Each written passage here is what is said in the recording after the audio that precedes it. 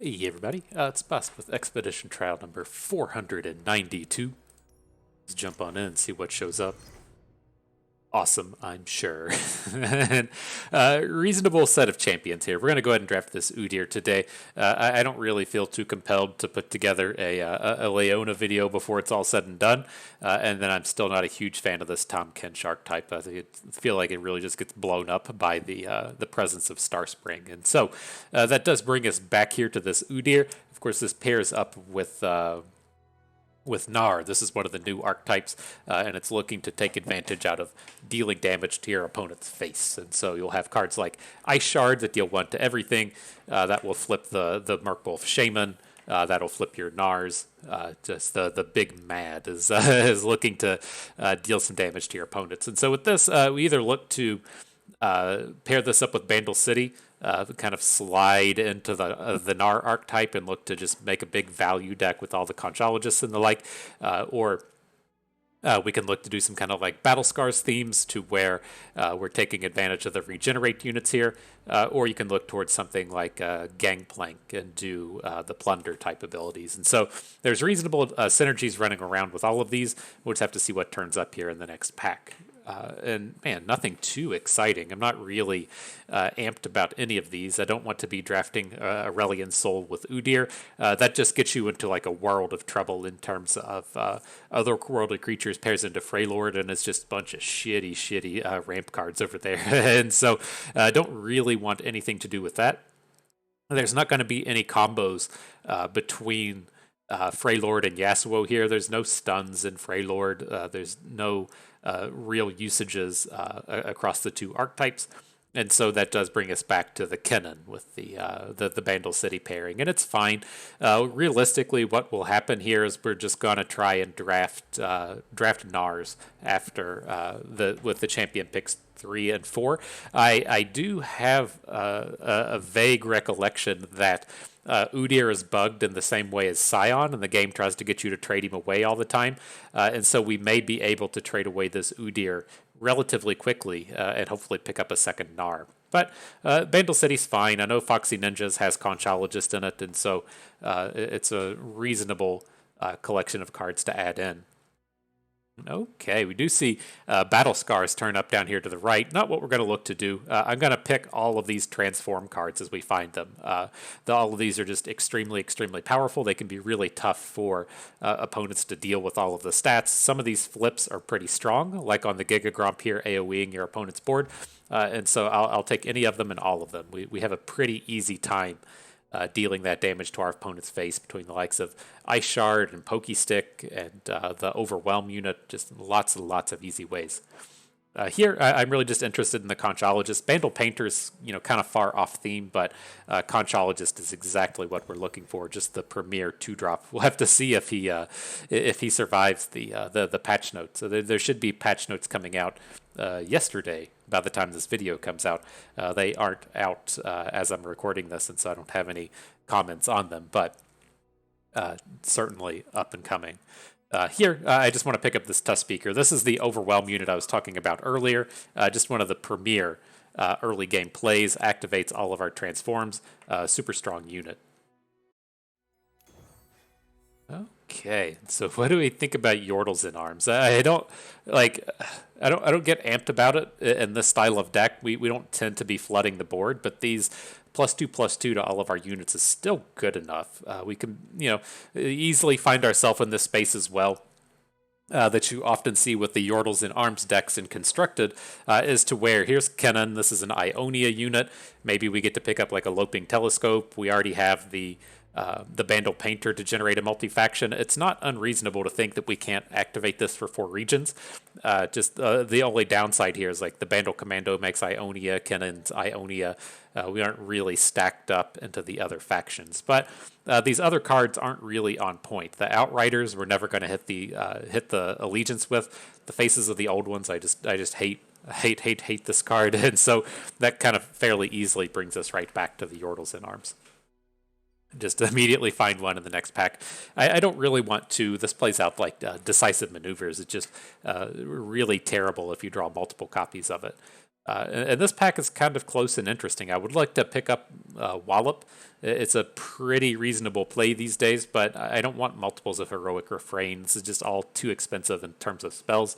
So I'm just going to go with the Otterpuss out of this one. The Quicken is still fairly reasonable. Oh, man, that's a pack. It's interesting, right? There's the Kingpin to go along with our Yordles in Arms, give us the Noxus unit to go, along with the Bandle Painter to generate some more. Buried in the Ice is just a super, super strong card. This wins just about every game you cast it in. And then there's a really strong utility pile down here to the end with the Troll Chant, Eye of a Wildclaw. I just don't think I can pass on Buried in the Ice. It's just way, way, way too strong.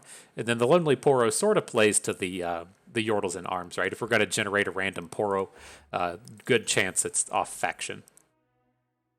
Okay, well here, pretty easy Mammoth Shaman with the Wanderer. I'm not looking to be into this World Traveler's archetype. I do worry that that's what it's going to like offer us up. It's going to try to get us to trade away Udyr for a Tristana.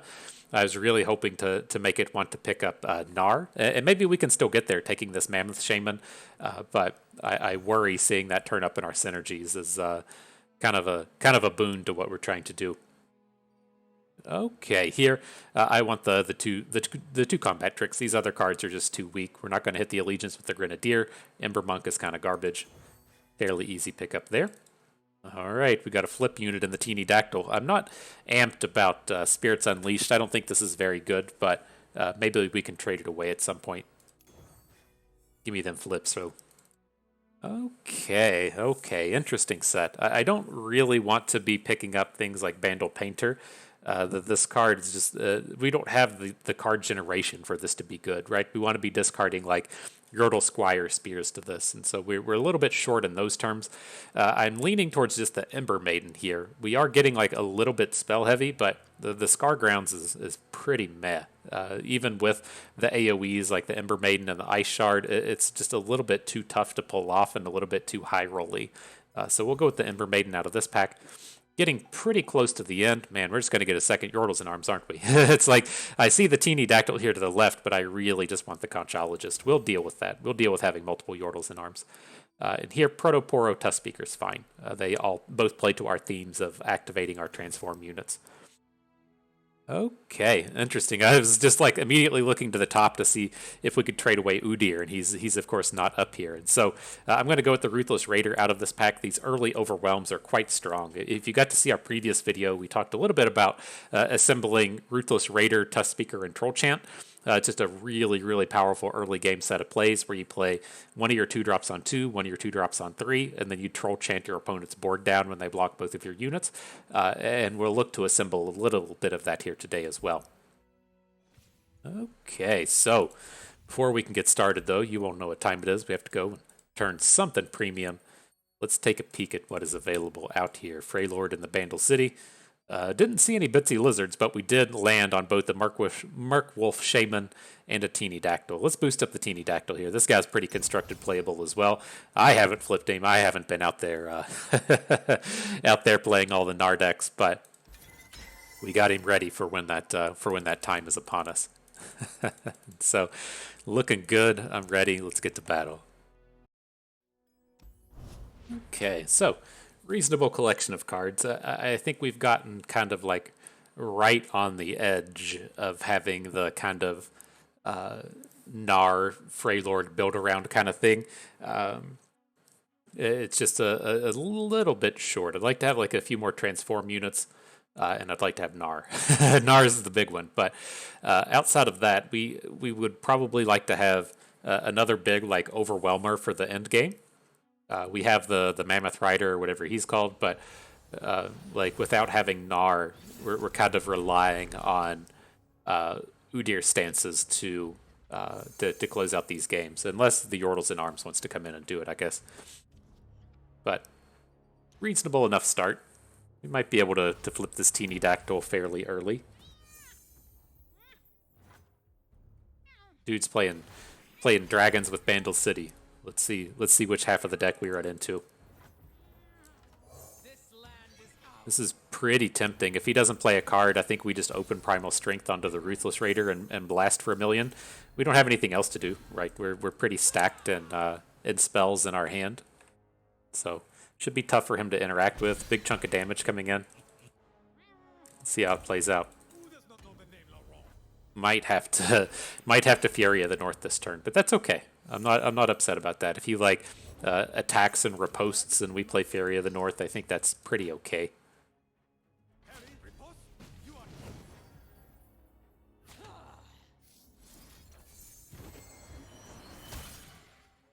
Yeah, and then we don't die to riposte here either. He might have a barrier for Shyvana. He has the 3 mana stacked up.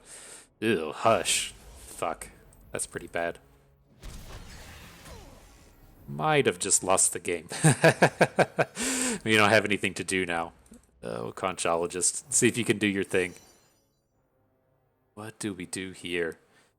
This is pretty terrible. Call of the Wild's just straight unplayable. I guess we could pick up a Lightning Rush and try something with it, but... Ugh, this is bad. Could maybe do something like block Shyvana with the Conchologist, Lightning Rush it, and then have the damage dealt to opponent to get the big teeny dactyl going. Right, he's probably going to open. Well, he's not going to let us just block the Shyvana though, right? He's going to hook. She flip off of this? God, that's so much.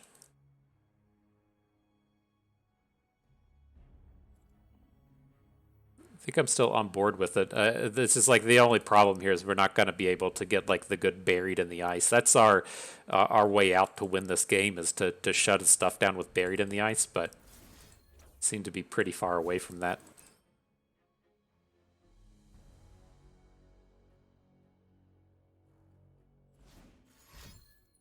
Sure.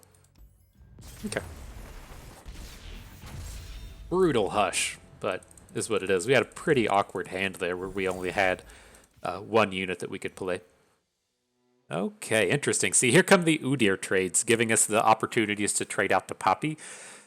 She is strong, but I'm looking more towards just getting rid of this Thunder Fist. It gets us like more on theme with what we want our general early game to be, right? This Ruthless Raider, Tusk Speaker, Troll Chant kind of start.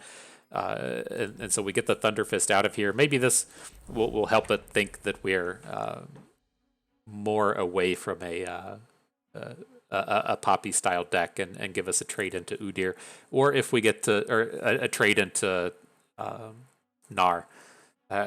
I'm curious though if we win this game, what option we're given as far as champions go. Seeing Poppy there is not like 100% indicator that we'll see the wrong synergy champion in the champion picks, but it's a little worrisome.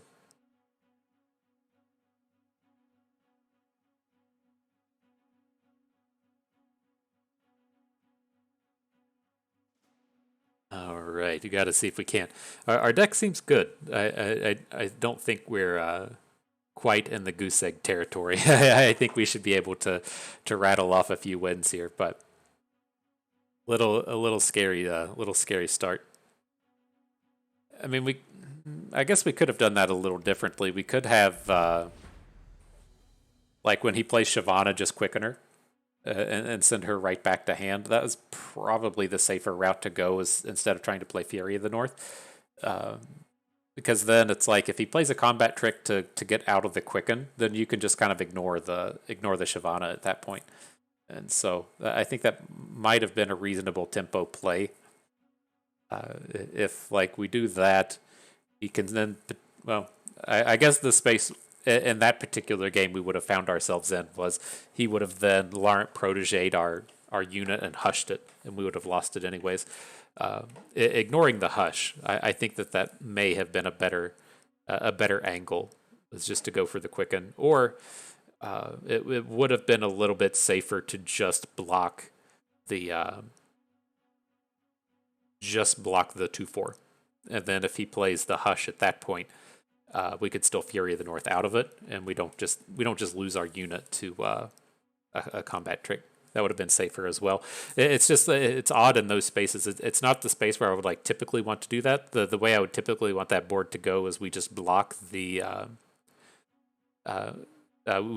protege and then play the 2/4. I guess the thing I need to get in my head is that the transform happens. It isn't like a play ability, right? And so we could have blocked the 2/4, planned to play the teeny dactyl after the fact, and then just opened the next turn. And counted on that open, dealing some damage, and then getting the flip. The more I think on it, it's like we're coming up with line after line that just sounds way better than what we did there.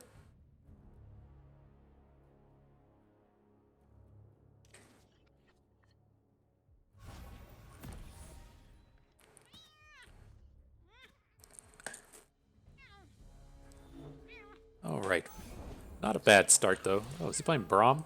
Oh man, are we gonna get yordled or not yordled? Poroed.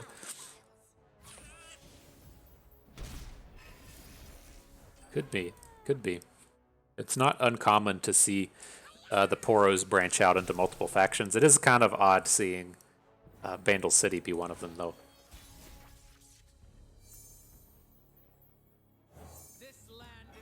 See if we get... it's kind of problematic if he plays the 2/3 Poro Herder here, but if he just has a... it doesn't have a play or just plays another Poro, then this works out pretty nicely.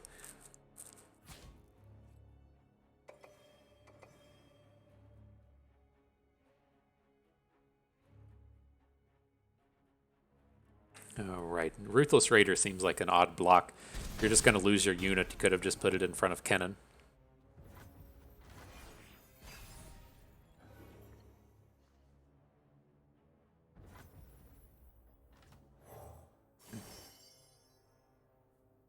What are we going to do here? I'm leaning towards just the Troll Chant at this point.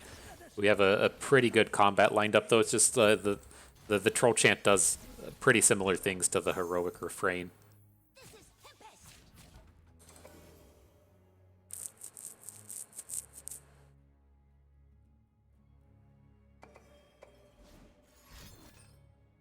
Bring in them snacks. I think we just boom here with the Heroic Refrain. Oh, he's got all the cards. Jeez. The 5/6. Okay. you win.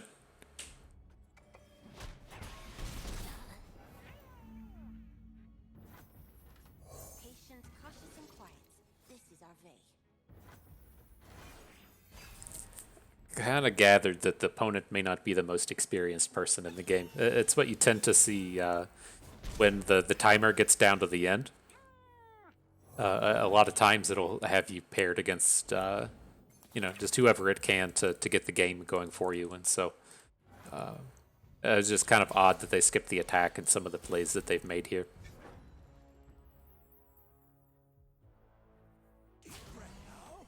But this still seems fine.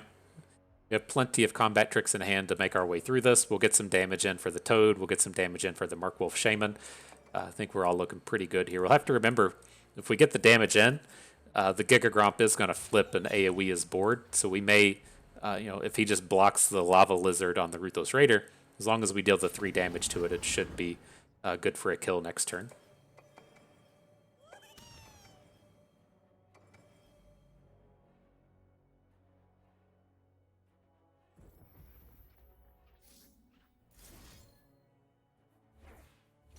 All right, close enough. We'll kill the daring, survive all of the combats, and we'll get the Merkwolf Shaman going.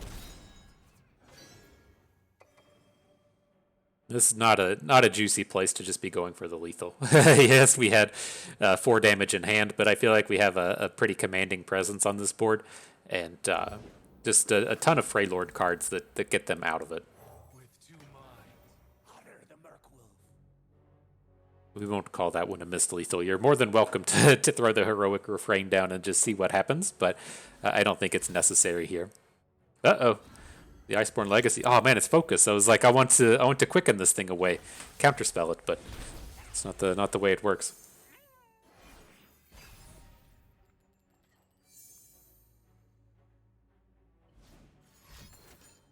Pack mentality, bringing all the thunder.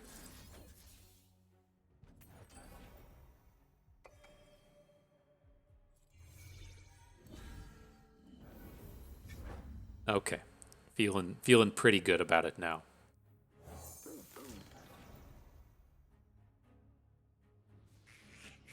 All right, we made it through.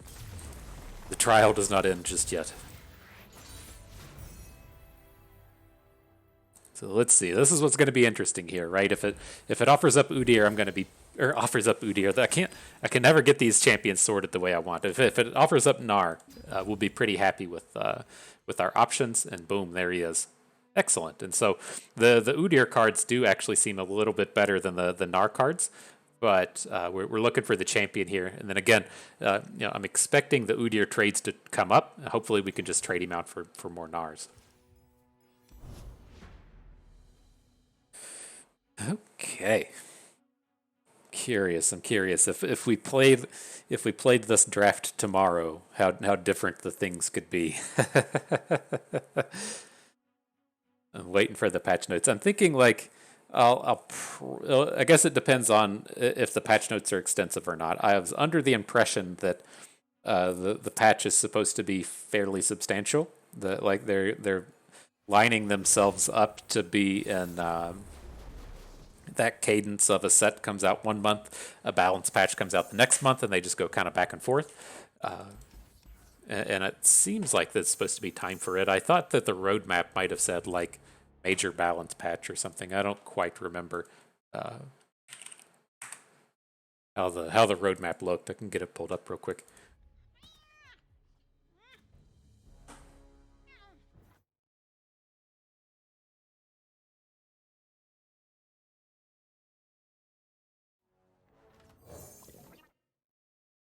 Here we go. March.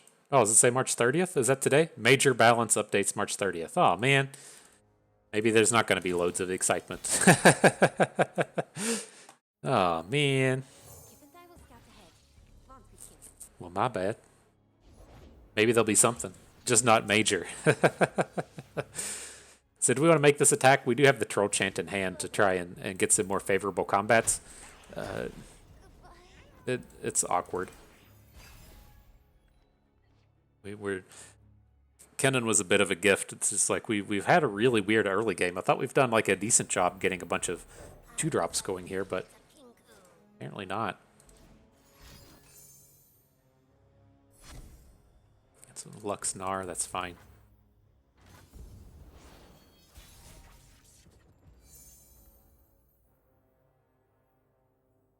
I don't think we want to open here. We're going to get the Gnar flip pretty much however we want, and so let's chunk in this damage. That seems a little greedy. Many morph, absolutely.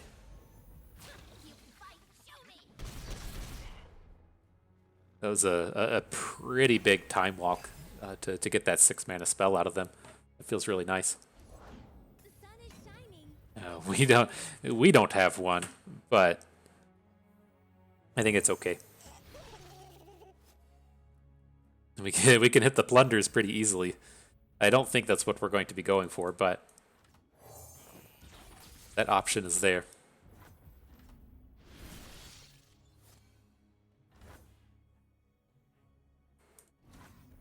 I don't want to give this guy Overwhelm, but I don't know. It's like if we give him the Overwhelm, he's just going to come in and block with Lux pretty easily. We should just quicken Lux, right? Get that out of here.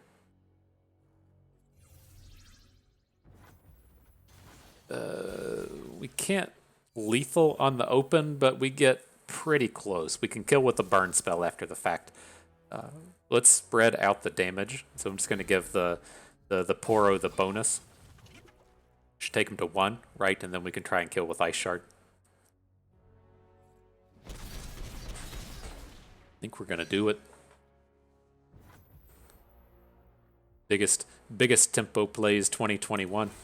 That was weird he didn't play anything. Let's give it a hot second. I don't think there's a ton of ways. I mean, he could have Catalyst of the Aeons to heal out of this, but it is very suspect when he just passed with 6 mana. I think he wanted to concede and missed the button or something. So awkward draw from him. All right, so what are we doing here? I don't want Troll Ravager. It's too bad. I don't really want Protoporos, and I do want the Minimorph, but like our spell count is like way out of whack. We have way too many spells here, and none of these are like spells that generate units. These are just like actual spells the whole way through. And so I think I'm just going to trade out the Primal Strength for the Mammoth Shaman. We were looking for a bit of this top end earlier.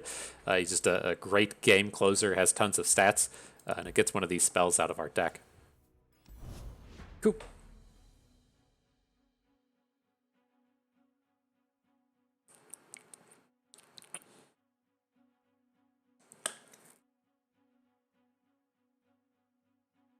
Yeah, that's pretty strong. Whenever the turn rolls out and they just spend all their mana on a Minimorph.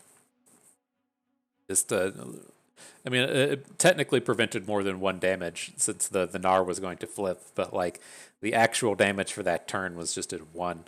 It's kind of painful. Man, back to the patch stuff. I'm kind of curious if this wouldn't be like a little one. I'm curious what the idea of major balance patch is. I now that like I looked at the roadmap and I saw that it was on the 30th. I really hope that they don't do anything today, because I don't think it's like healthy if they set the standard where they're just going to make a bunch of like B patches all the time as to where.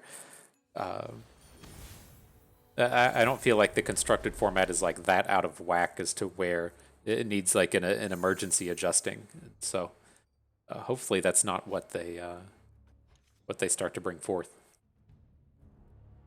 But here, I sent away the 4-drop. I just want to keep everything we have cheap. If we need spells or value, we can get all the value between the Commando and the Conchologist. And let's just see if we can't find a Troll Chant or something. Against Yumi Poppy.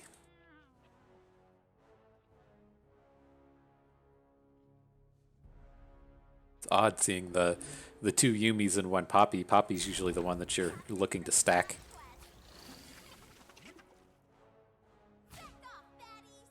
All right, not a bad deal.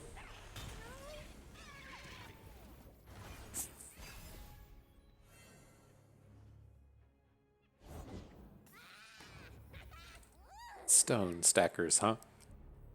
Oh, we don't have any combat tricks. I think we'll just look to trade. He does only have the one Poppy, but if they get like a bunch of go wide stuff together, I don't want to have to combat it. So if we can come down here and just like trade 1 for a while, that's pretty okay. Like next turn, we can look to add the Commando and get a Owlcat on the board, and hopefully just kind of match a bit of their width. Right, if the end of the day his big play is dropping a Yordles in arms, then we've combated that pretty well. It's a little scarier now that he's dropped the Wounded White Flame. So I'll hold back on the Owlcat because it's just never blocking here, and maybe we get to make a Gnar play this turn. We can ignore his units and then play Gnar and Pokestick face. Yeah, it's just going to be bigger than Gnar though, isn't it?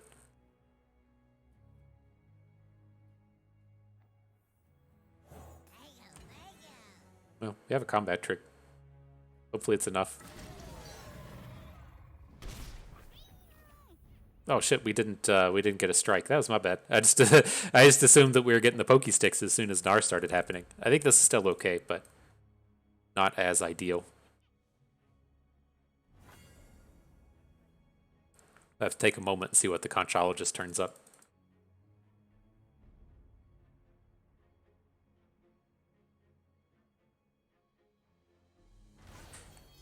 Thinking about it, it's not a 1-mana trick he'd be playing on the White Flame. So a second Heroic Refrain. We don't have the mana to do all of that. I think we'll just pick up the Group Shot. We can add a Hungry Owlcat and then activate the Group Shot that way.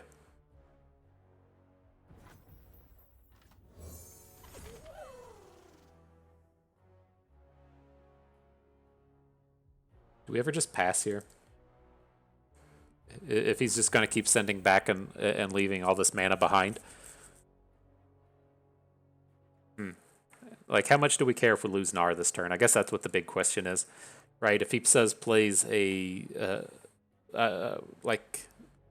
I would say that the Wounded White Flame is going to get up to 10 this turn, right?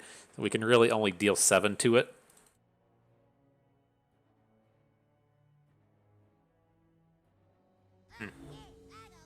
Alright, let's just pass. I don't like how that feels. Much power in the Yordles in arms.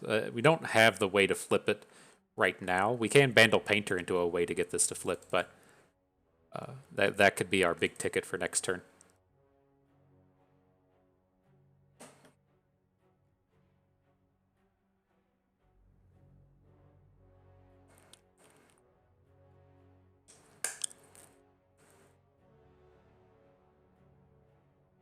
He really needs like a Zenith Blade here. But they have to worry about so much. It's like, oh, what if he hit a stress defense? What if he hit a wallop? What if he hit a flash freeze? It's just like a million different cards you can hit off Conchologist. It's super annoying for the Wounded White Flame player.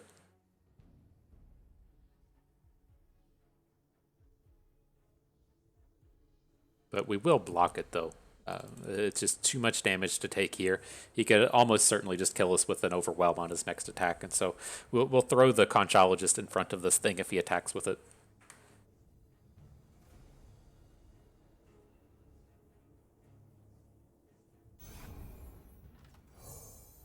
Great, I'm loving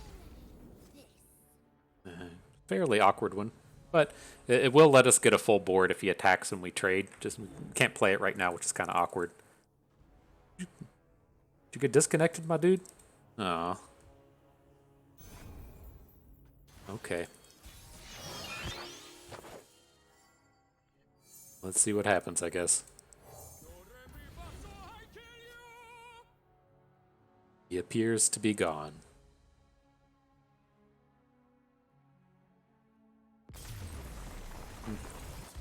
That was anticlimactic. Okay.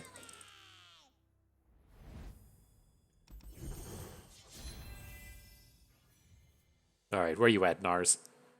Double Chief Nanotack? Sure. He's at least on the cheaper side of things. It's like our curve seems like it should be pretty decent, but we've ran into some weird issues. Like that last game, having like the 5 and the 6 in our hand. Kind of awkward, but welcome, Chief. Let's get to battle. People love it when you call him Chief. Remember that as well.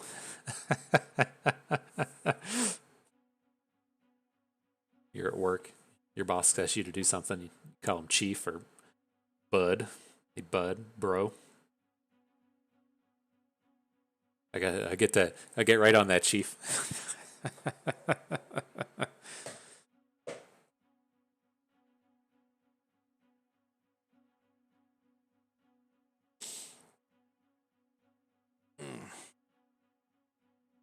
All right, let's see if we found an opponent. Today doesn't seem to be a too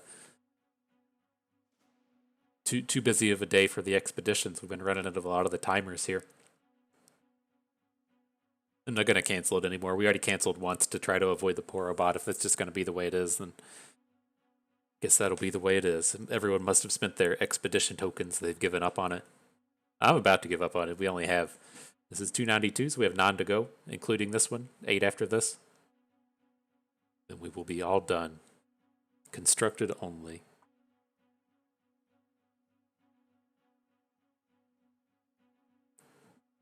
But we'll see. I still haven't like fully fleshed out what I want to do with the channel after we finish these handful of expeditions here. I do intend to stick with Runeterra and play Constructed, but I don't feel like I can put together like daily videos of like interesting and compelling stuff just playing Constructed. I feel like I'll just end up playing the same decks over and over and over again. Climbing up into Diamond, I did it almost exclusively with Scouts. No one wants to watch me play Scouts for an hour a day, 6 days out of the week, and so I had to kind of like slot in something else to do there. And it's just too tough to make it be Path of Champions, and so we'll see. We'll figure it out.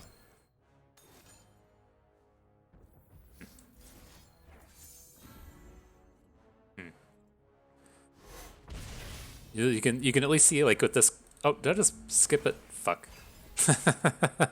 Starting to talk about like the neat things you could do with these hands in the troll chant when you have like a two drop troll chant and Gnar, and the curve just comes together fantastically. But we'll make it. I'm not exactly sure how stress defense works with the bot. If it still gets the bonuses after the fact, just gonna take the flame spitter. We could have gone for the 1 damage ping, but that's pretty risky.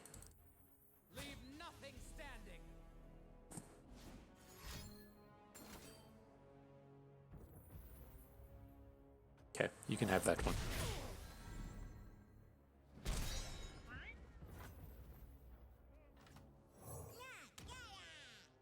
So no pokey stick, but we do get the big Gnar starting next turn. To watch them sweet animations while we're at it.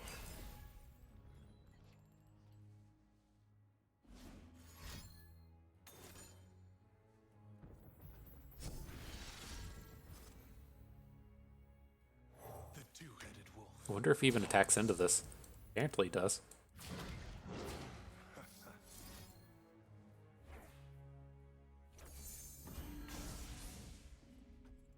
Okay. Looks pretty reasonable to me. We'll get a gigantic open this turn. He probably puts his Dauntless Vanguard in front of the Shaman, so that one kind of falls apart. But otherwise, we just get the flip on the... Well, if we're not going to Flame Spitter, then we shouldn't attack with the Shaman.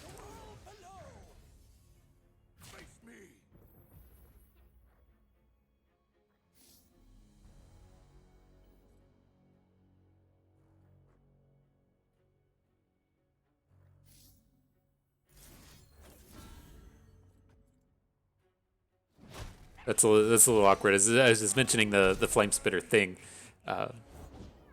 probably should have just attacked with Gnar. We've still got a pretty strong board here. I don't think the Poro bot's going to be able to overcome this, but a little sloppy.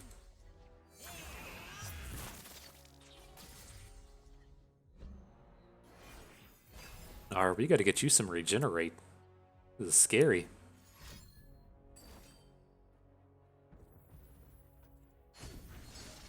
So the final spark is probably going on Gnar. We should keep this lightning rush mana while we can. But if we don't have to lightning rush, then I'm going to going to give him regenerate.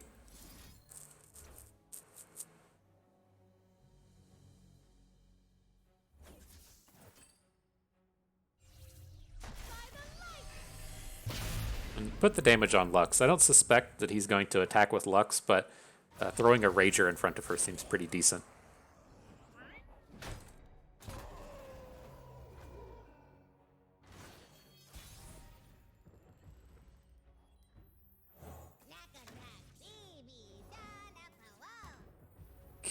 Okay, do we want to get Kennen down? I think so. We could just give Kennen like +2/+2 or +2/0 and Overwhelm or something and be in a pretty good space with him. Rip Gnar.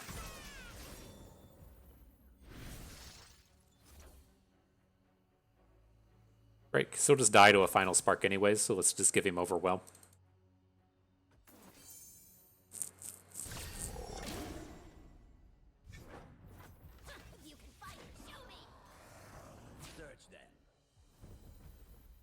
Alright.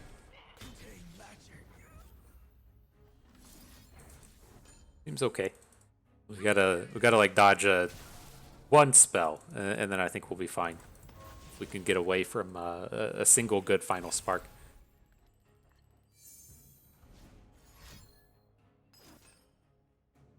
Okay.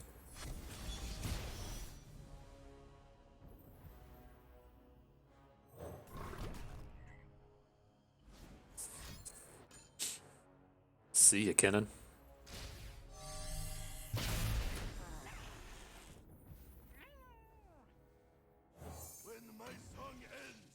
Alright, my dudes are gonna flip. Knowledge presented.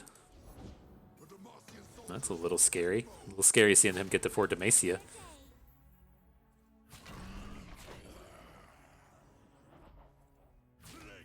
Well, let's do it like this. The spotted toad's going to flip into the Gromp and AoE is bored.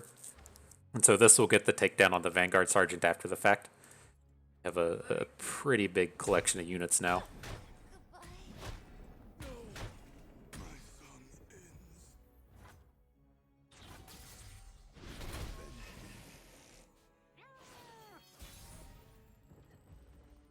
Who's good? Double Yordle in arms. I think we at least lead with one. It's only +2/+2, right? Yes. Is that okay? If we just hit, it doesn't seem particularly good. Uh-oh, this is going to be bad. Oh, Static Shock, okay. Never mind, I'll take it back. Oh, a Lux, that was pretty bad. We can AoE and deal 1 damage to everything, or whatever this thing does. Give your allies 1/1, then deal 1 to everything. He's only holding 4 Demacia, at least lets us take down Lux.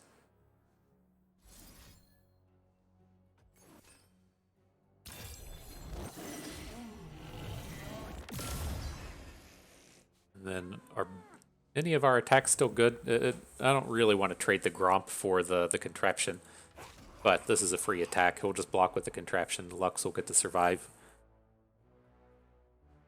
I want to get Lux off the board. Shine with me.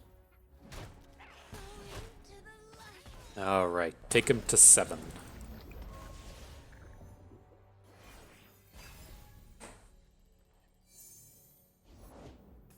And the Donger makes an appearance. Uh-oh. He's a little scary.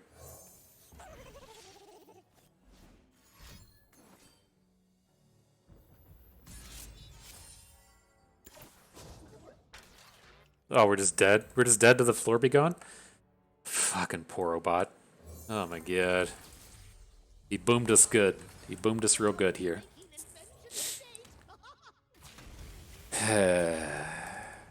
F.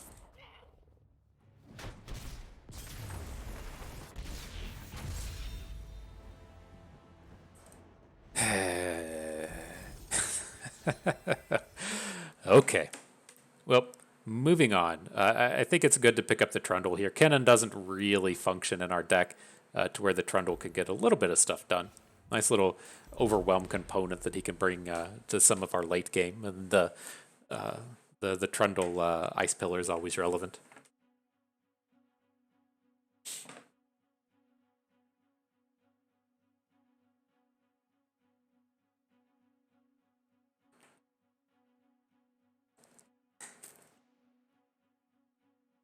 And I don't miss the days of Heimerdinger generating the 3-cost elusive. That was a chore to have to play through.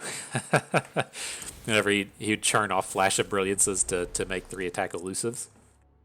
I'm definitely glad they switched that out of the game. It's Anivia Caitlyn. I think we can get rid of the Quicken. I'd like to just find another 2-drop. Didn't do it.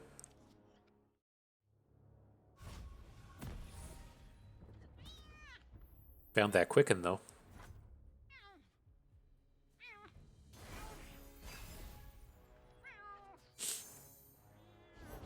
can see the Demacian border from here. This land is ours. For the homestead. Not quite willing to trade here. I think we need to get a little bit better board presence. We might have to just like pass next turn, but that's okay. We aren't like super banked on mana.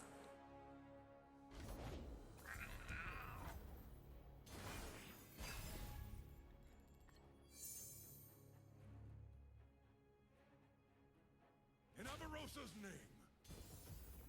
Getting us for all the damages. We honor the wolf. Death with eyes knowing. Are we gonna get a good open this turn? It's a tempting Quicken, even though that he would get the card advantage out of this thing. I think we have to just accept that the Raider can trade with the Bjerg, and then shoot for a good flip with both the Shaman and the Teeny Dactyl.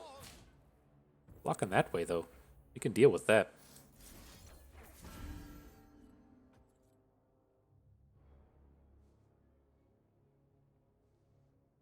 See if he has any retort. Some fresh cards coming in. I think he might be just being like, ah, fuck Bandle City. Fuck. Nope. Got something? Troll Chant. That prevents the overwhelm from coming through and succumb to the cold.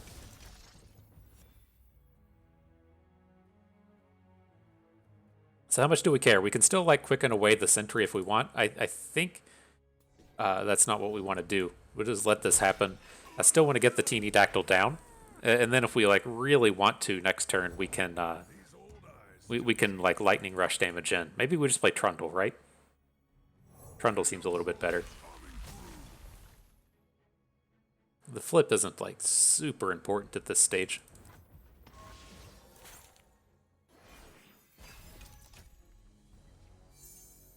There's another way to do it though. That's a way to do it.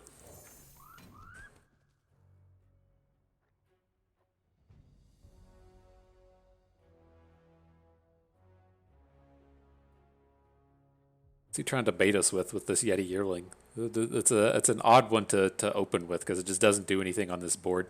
I think he wanted to see what we were gonna bring to the party. But it's like if he plays a 5-cost unit here, it's not that big of a deal.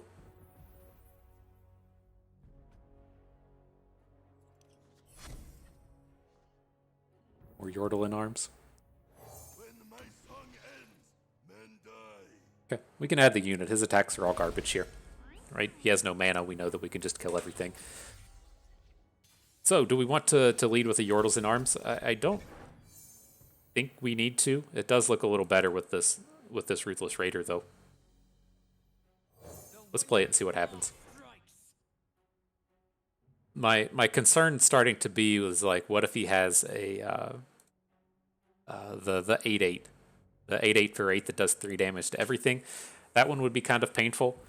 I guess it wouldn't be like horrifically bad. Right, we would only be losing 2 units. It's just like the downside to the Yordles in arms is the Rager and the Trundle are just never dealing damage, right? He's just going to block with the 2 little Yetis. We can chunk in some with these other overwhelms, but it's never like a truly ideal attack. I don't know what he's banking all this mana for. Like, I could not care less if he's going to drop like Harsh Winds on us. I think we're just going to nuke his whole board here.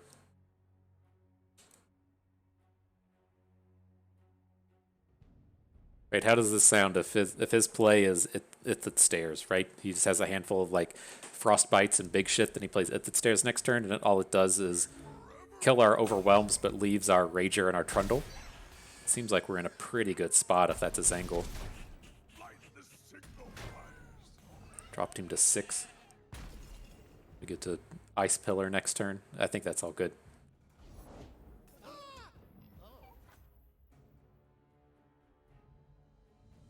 So many Yeti Yearlings. So weird. I don't get it. I think if he had Ithid Stairs, he wouldn't be adding more Yearlings to the board. That doesn't make a ton of sense. There he is. He did have the Ithid Stairs.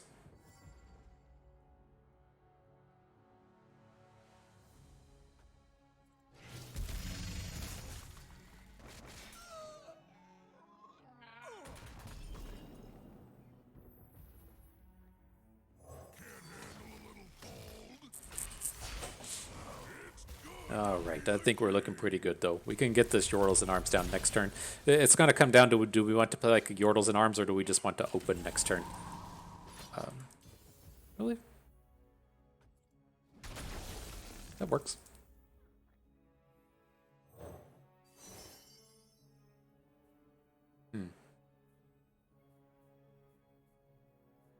There's the 3 sisters. It's the most interesting of the options here. I think that's who we'll want to keep. Curiosities lie ahead. Greeting from the land of rivers.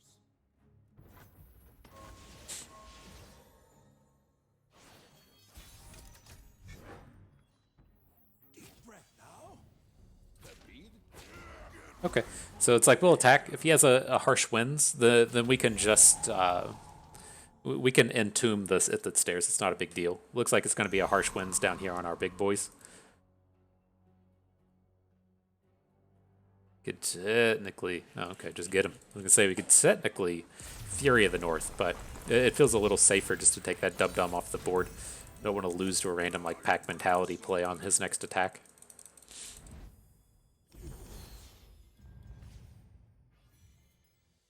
All right, here's the chance to get rid of Udyr. Just no Gnars to be found.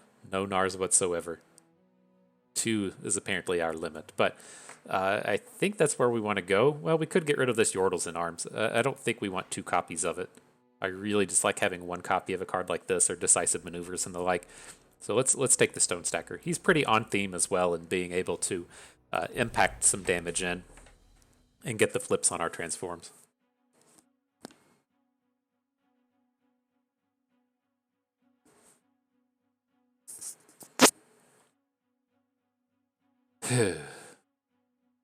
So weird. I should be so much better with these transform units at this point. It's like I haven't played tons of Gnar in Constructed. For the most part, just been playing Scouts. Been playing lots of Ziggs Talia. Just I couldn't bring myself to do it and bring all the bring all the Gnars and the transforms and everything out there. Not as current on them as I should be.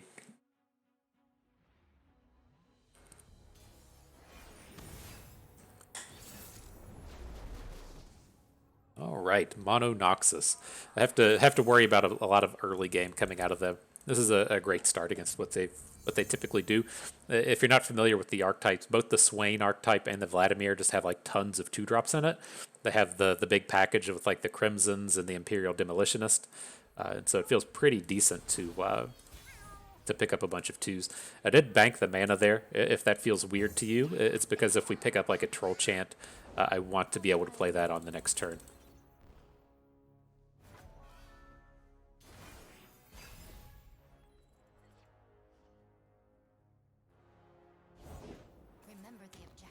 Right, here comes all the combos. For the glory of Noxus. The winter's claw strikes. Strike at their foundations.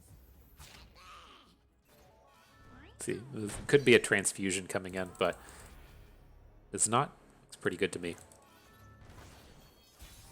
Now we can get the Bandle Commando going and start generating some Alcats, or we could just draw Gnar. Either way. The plan was to get the Commando down and just start generating Alcats, but if we're just going to draw Gnar, then let's go ahead and boom. The few for the many. Routes closed. Your path ends here.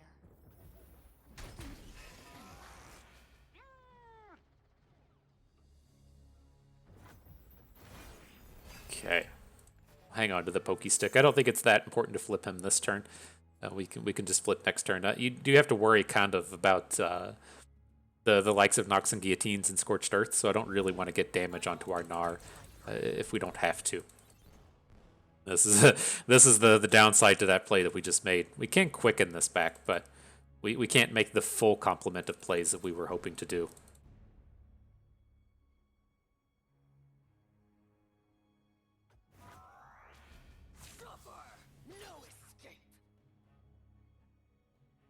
Alright, how awkward is this going to be? We drop the Quicken and then he has a combat trick.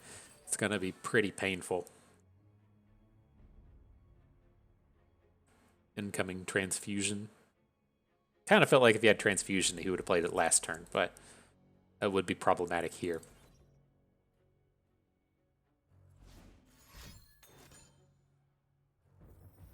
Okay.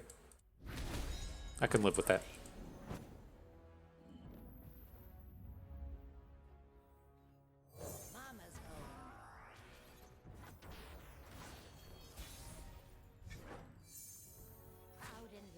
Here we go. Here's how you get that 1 point of damage in.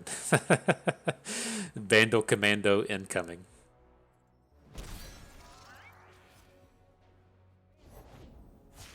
Holy shit, the Swain is flipped? Well, I guess the Nox and Fervor does 6 damage and gets him halfway there. pretty good. Victory, Grand General.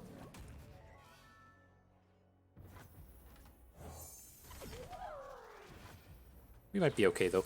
We really want to be finding one of those Yordles in arms we threw away, but I think this is still fine.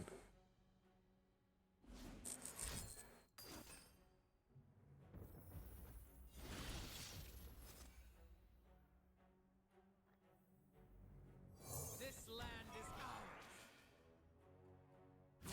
ours. Is he really going to attack with this stuff?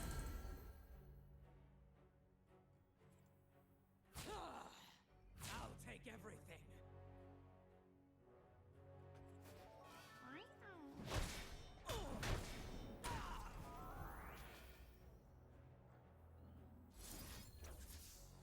All right. Well, this has potential to be a painful guillotine. I'm looking to ping the Imperial Demolitionist, and then I was going to Ice Shard, but now that we've picked up Teeny Dactyl, well, we haven't done a damage to him this turn, though, right?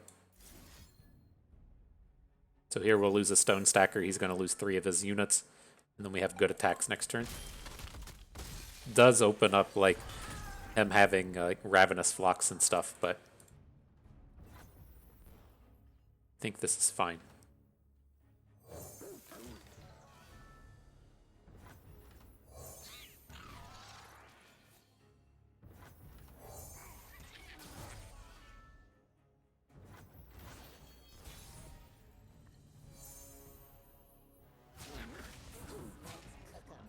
Alright, I'm not really amped about this. We've drawn like all of our early game stuff. And there's a guillotine. Fuck.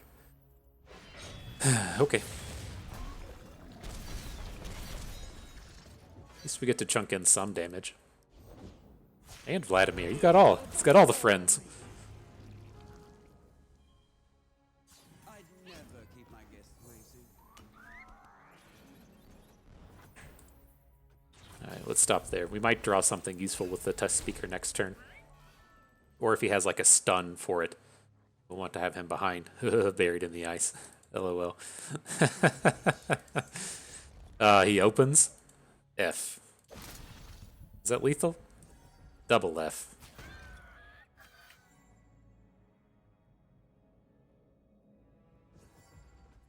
Okay, well, this is a... I guess we could have thrown a... Yeah, I don't like this anymore. We should have... I was thinking in my head that they both just have the Fearsome. We still get to kill Vladimir this way. But now we can't kill with Buried in the Ice. We're too short on damage. We should have just, like, blocked the Vladimir with one of these small units. And then... been ready next turn to chunk in with that 6 damage from the big unit.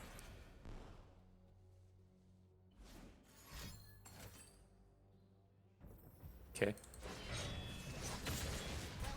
Dude's got a big old bunch of guillotines, that's for sure.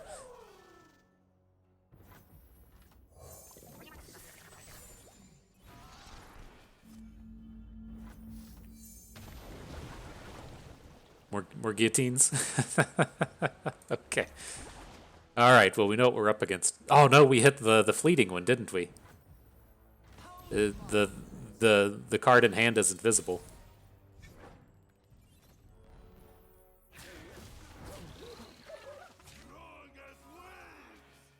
I assume you've come for me.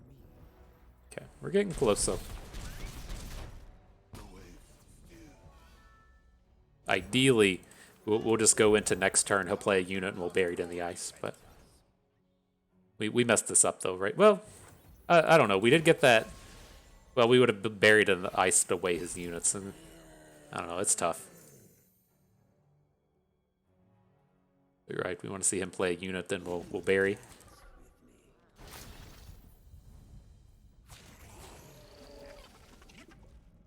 So he's going to hit with his +5 attack thing.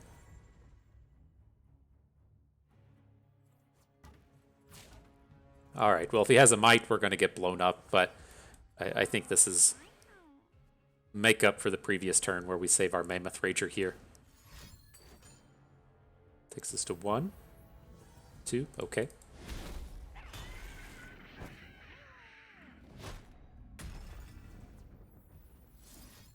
All right, we'll bury the Vladimir. If his card in hand is Nox and Guillotine, then, or if it's Imperial Demolitionist, this gets away from the 2 damage. Can't play Nox and Fervors anymore either. He'd have to draw it at this point, but I think we're going to do it.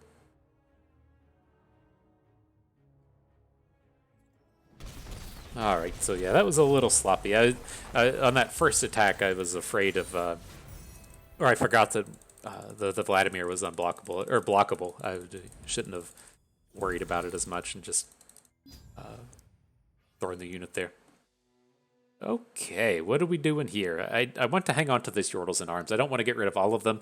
The Lonely Poros can go. I kind of want a mini-morph. We don't have a lot of interactivity, but we also just don't need a ton. Maybe we'll just count on our Conchologist at this point. But I don't know. Lonely Poro doesn't do anything on theme. Let's get rid of him. All right, on to the next one. Try not to be as sloppy. That's what people are here for, right? People are here to enjoy the nasty plays. See if we can. I'm still reeling from a few videos ago where we had a quick attack challenge off of a vulnerable unit, and then we just didn't hook the vulnerable unit. I forget the exactness of the plays, but it was devastating. But I think we were still successful in whatever we were doing. I think we might have 7-1 the expedition or won the gauntlet or whatever, but oh man, it was against like a sea monster, so it had to have been an expedition. We had a 4-attack quick attack we were going to put a quick attack challenge down with, and then just completely skipped over it because I was talking and stuff.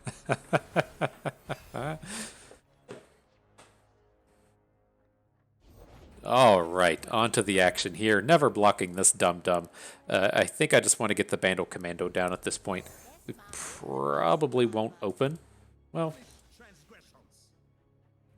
maybe we will. Like, I don't expect too much out of like the Daybreak stuff, right? He's not playing Leona.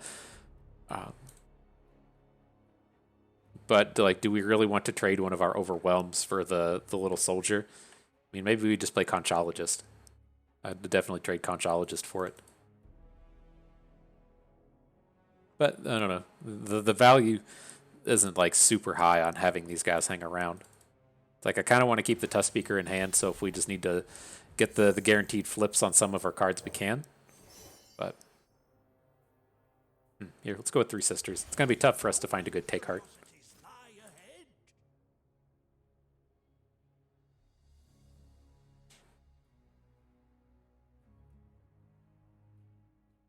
How did that guy earlier have Wounded White Flame?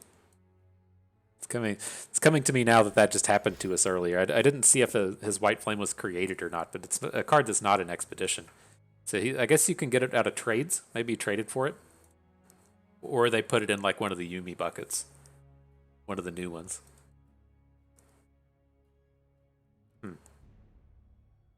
Stroke the beard. Contemplate. Interesting Zenith Blade. Okay. I wasn't expecting so much Daybreak and so much investment into this thing. It's odd.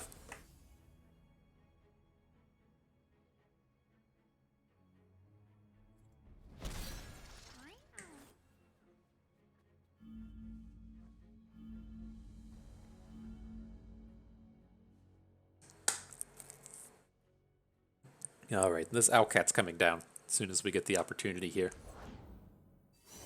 Loping Telescope, sure. Everyone's favorite card.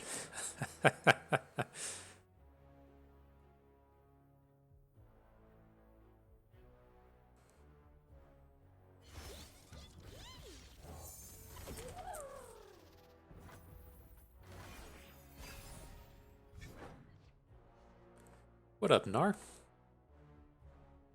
There's the action everyone was looking for. We just dropping. I think it's okay. It's gonna be tough for them like to interact with him. It's tough for him to have tricks here. If he attacks with these little guys, we're just not gonna block. It should be. I guess you can bluff us pretty readily if you want, but and say I think we're gonna be pretty safe in terms of what Gnar can do this turn. Sure. So shiny, it's gonna be way Alright, well, he's tapped out at this point. I guess the card to worry about would be like his own pokey stick. That's like the only way to deal a point of damage to Gnar. Easy does it. Cooking with lead.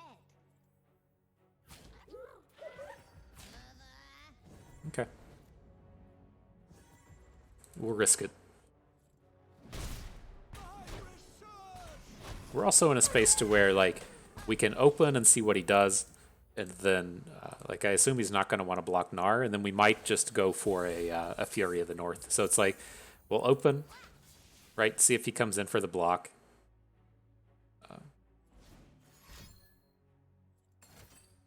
Prowling Projectile. It's a little cheaper to get out of this with Troll Chant. If we Troll Chant, then we can still play the Chief after the fact.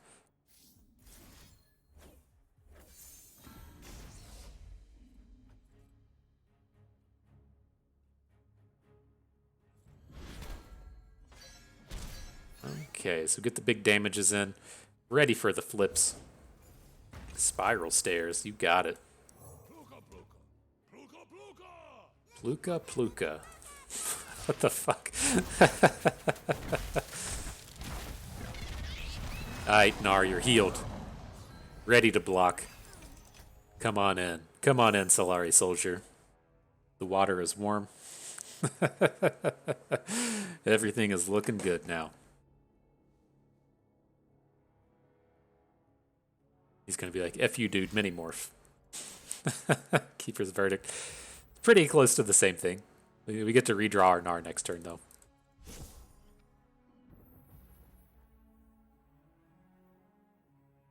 Fable shows them where their spells can help. Follow the horizon. Our teeth they will see. Takes us to 12. Sure. This land is ours. So do we want to play another unit to go with this? Like, if we want to Fury of the North our Gnar next turn? I don't think we want to do that. We might want to play the stance swap, though.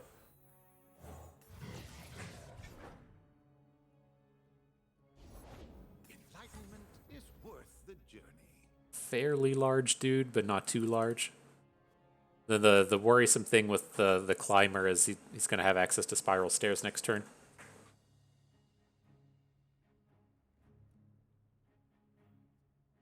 Leave nothing. Alright, we'll Fury of the North here if we need to. Should be pretty obvious we have a trick. Tricky path.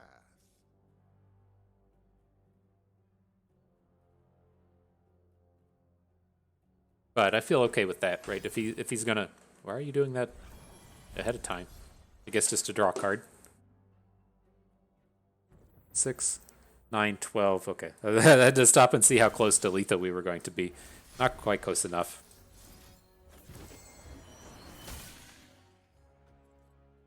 We'll get the big boom on his unit. The Spiral Stairs will go to his hand. We have the Mini-Morph ready for whatever whatever unit comes about. I think we're good. Lose the Chief. Okay. Little sad, but manageable turn.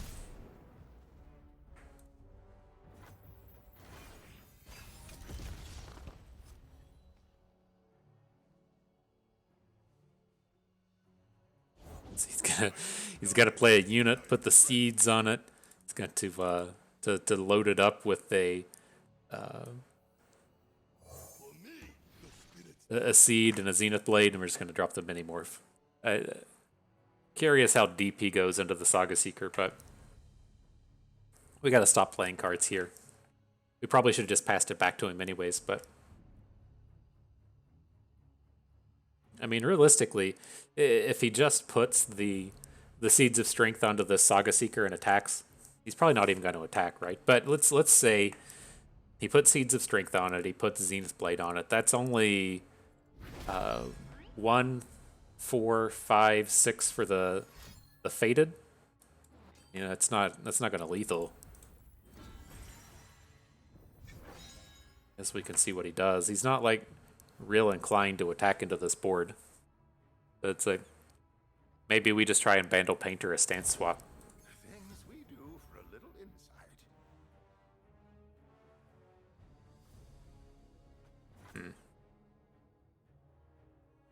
Say he's gonna play the Zenith Blade. Gonna play something. Stand together. Okay. At least he advertised it before he attacked.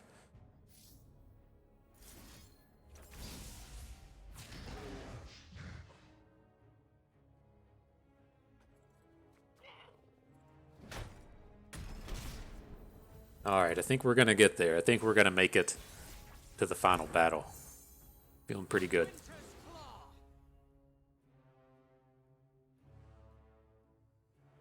Another obstacle.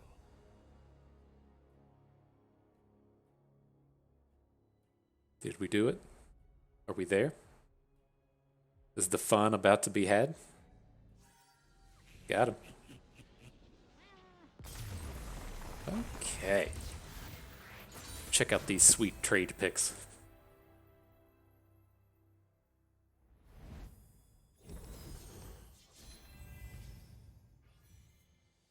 Okay, so I do love me a Battle Fury, but I don't think we're in the space to pick it up here. I don't really want to trade out any of these units, so we're going to skip over this one. Rather have the Stackers than the Painter.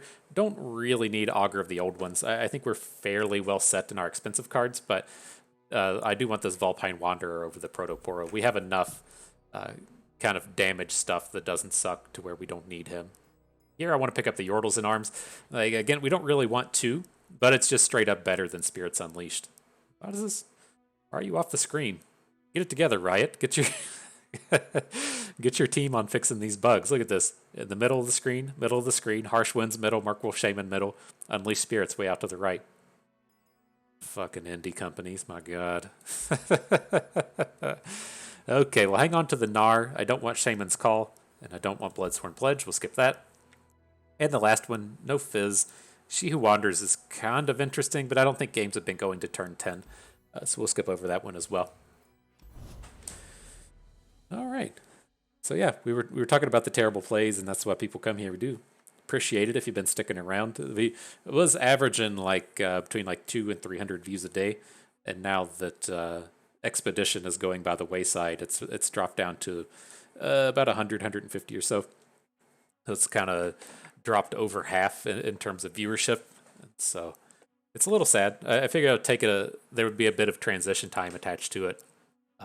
Switching to Constructed, the YouTube algorithm kind of figuring out that you're playing Constructed now, with figuring out that even just playing a different format as opposed to, it's easy for it to piece together that you're playing a bunch of Expedition, but it gets a little bit more challenging for it as you mix together Expedition and Gauntlet and Ranked, and so I think I found it in the past it would typically take like 2 weeks for it to figure out that something different had happened, and some of these videos weren't quite the same as the old ones.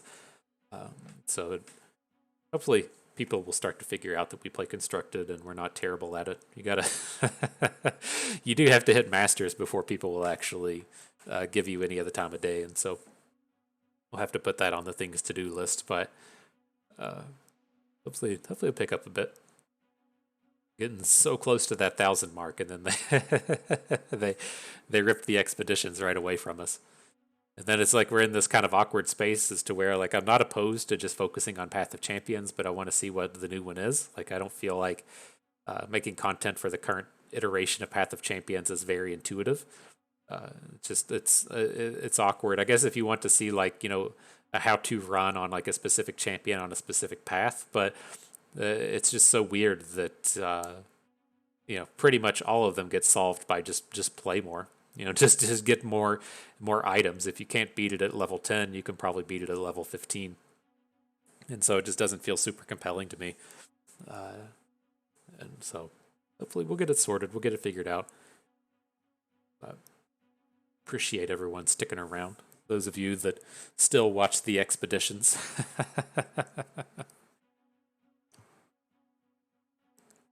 But all right, I'm not canceling out of this. It didn't make it up to a minute and a half, so I think we'll be playing a human. Look, excuse me. Looks like we are. Another fellow Gnar bro. And here, I'm not excited about a lot of these. Let's keep like the on-theme Gnar cards and the Stone Stackers and the Chief, and then cycle for higher quality units and some interactivity and some Gnars. Found a Gnar.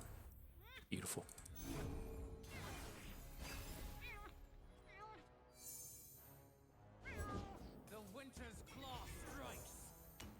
I think we have to trade here if he offers it up.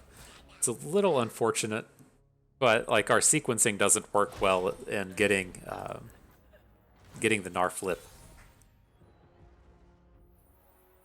Did we? We should have just played the Wanderer last turn, right? That would have looked a little bit better. Could have perhaps saved our better unit.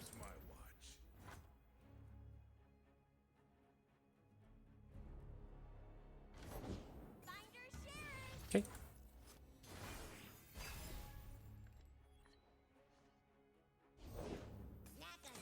He's got a Gnar. So I'm like okay with putting the Wanderer in front of Gnar and then playing an Ice Shard. It's you've damaged, right? You've damaged the enemy nexus. So if we play Ice Shard, the Gnar doesn't get to do his thing.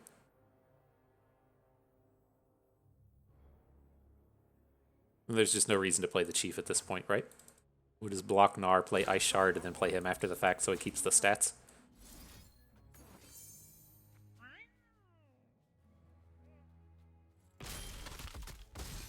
I guess do we even play him at all is the question now. If we're just going to play Gnar next turn and want to have Pokey Stick.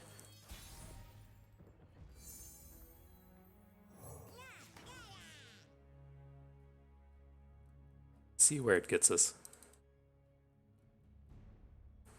We might find ourselves in the space to where like we get to attack, but it's like I feel like we might need to like deal a point of damage to Gnar. He's just going to go big on him now.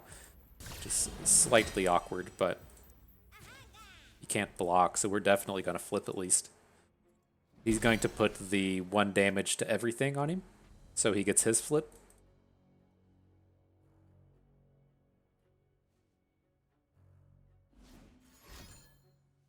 Ooh. Interesting, interesting.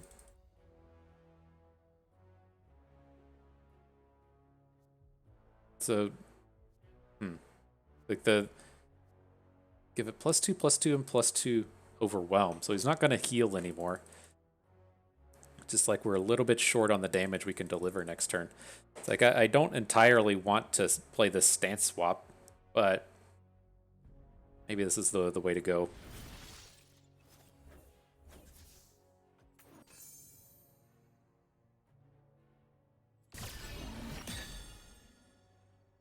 Like, I can't imagine we ever, like, block his Gnar and then, like, Lightning Rush or something, right? So I think this is okay. We can't block his Gnar now, but we get to get the good hook on him next turn.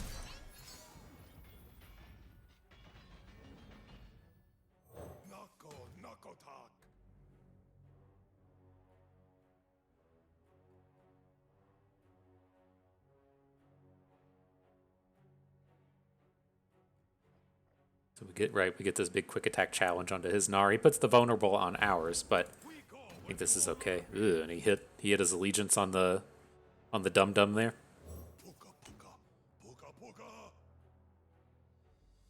You're dum dum.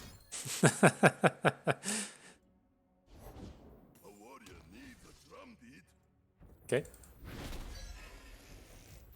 All right. Well, we might get to ace this board. That would be pretty choice.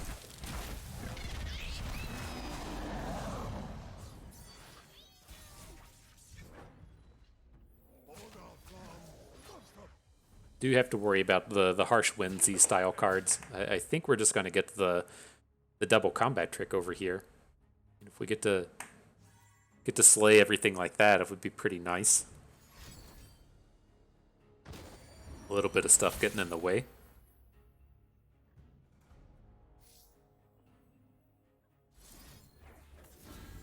Do we just go all in here? Do we we could probably stop. So we can, like, we should have stopped there for a half second. We could have done things a little bit differently, maybe with a Quicken or with a Lightning Rush. But I don't want to return the Outriders. At the end of the day, his board is empty and we have Gnar. I think that feels like a win.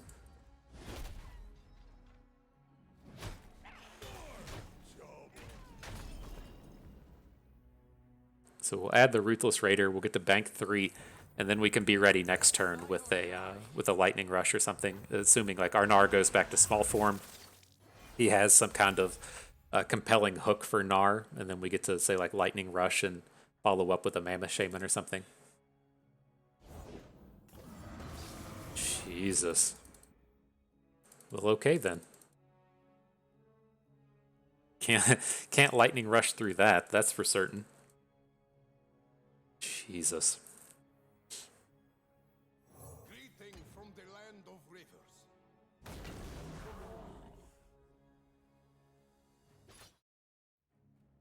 All right.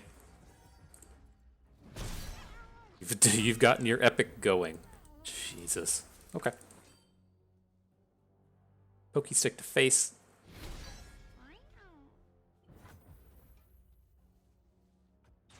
Not going to be able to do a ton of damage here. What happens if he doesn't block? We have to open, right? Nothing standing. Probably has to block the Mammoth Rager. Oh, God, just got all the cards. Okay. At least at the end of the day, this takes his Dum Dum to 2, and we can try and take him down with a Lightning Rush.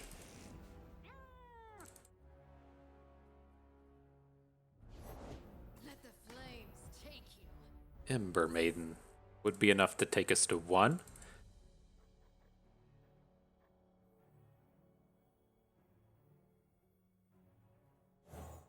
Well, if we get down these like the four attack units, if he tries to open, we at least have blockers for both of his units now. So I'm worried about having to say like open with a Lightning Rush onto the thing of the Freylord. I was hoping he would like tap out here and we could just go ahead and do it now, but it doesn't seem like that's on his agenda. So this would be like a Fury of the North. Probably just have to do it now. It's unfortunate to advertise this, but if he gets like another draw or gets to untap, he has a wide collection of cards that can get out of this. Okay. So at least now he doesn't have the +3 attack next turn. So we're still getting aced by the Wrath of the Freylord at this point, but... Oh my gosh, play a card. Play a card. Play a card. Fuck. Nope. That's an epic. Damn, we drew our epic just a little bit too short. A little bit too short. But not a bad day. Not a bad day. And so I can't get this pulled up. We stopped using the LOR Guardian to talk about it at the end of the day. But I think kind of the big takeaways with these decks are the early game. If you're assembling this this Gnar Bandle City Freylord kind of strategy, doesn't matter if you're doing it with Gnar, doesn't matter if you're doing it with Udyr, doesn't matter if you're doing it with even like Sejuani Bandle City or however you're going about it. The big and important thing, in my opinion, is that early game. You're looking for the Ruthless Raider, you're looking for the 3/2 Overwhelm deal of damage to both players, and Troll Chant. That is like the core that you're looking for in the early game. And then you can just kind of sprinkle in as you see fit, right? If you find Conchologists, you're going to play all of them. If you find Loping Telescopes, you're going to play all of them. But then, like, your top end just doesn't really matter, right? Some of it's better than others, right? But, there's not a huge difference between playing, like, Mammoth Rider and Alpha Wildclaw or whatever giant big boy that you found. The biggest thing that you're going to run into is finding the time to play all of your spells. And so... with all of the value generation that Bandle City gets, you can kind of easily find yourself in these spots to where you have hands full of stance swaps and shitty things that you got from Conchologist and just this big like glut of spells. And if you can't drag out the game long enough to take advantage of them, then they don't do you any good. And so I think the best way that you have to take advantage of that is that early game collection of units and Troll Chants. If you ever just get that 2-for-1 on Troll Chant, you don't immediately win the game, but you come pretty close to it. It also gives you some of those tempo draws as well, as to where you do 2-drop into 2-drop into Gnar, 2-drop into 2-drop into pterodactyl or tiny dactyl, whatever he's called. And if you get the troll chant in those curves, you just win the game. And so, yeah, really powerful stuff there. Not really looking to play too many spells because you can just generate so many. Is kind of the big takeaway there. But you get to utilize the big Bandle City factor in your opponent having no idea what to play around because you can generate so much stuff. But yeah, otherwise, I think that covers off on it pretty well. Play your 2-drops, curve into Gnar, find a bit of top end. Don't let your curve get very top heavy. You're really just looking for 3 or 4 big boys, and that should be enough to get you through the end of the day. Unfortunately, we ran into Wrath of the Freylord there at the end. We were looking pretty good at cruising through that one, but I'm not surprised that with a deck this powerful, our loss at the end was to the same strategy with the Epic. So pretty powerful stuff all across the board, not just in constructed, pretty good out here as well.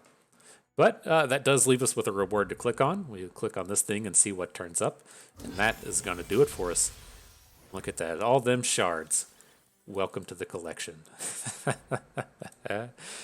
Check on the home screen real quick, and that is it. So that will do it for us today. Hope everyone enjoyed the trial. You didn't get too big mad. You stayed medium mad, maybe just a little mad. Maybe had a good time watching, learned a thing or two along the way. This is Bust, and we thank you for being here.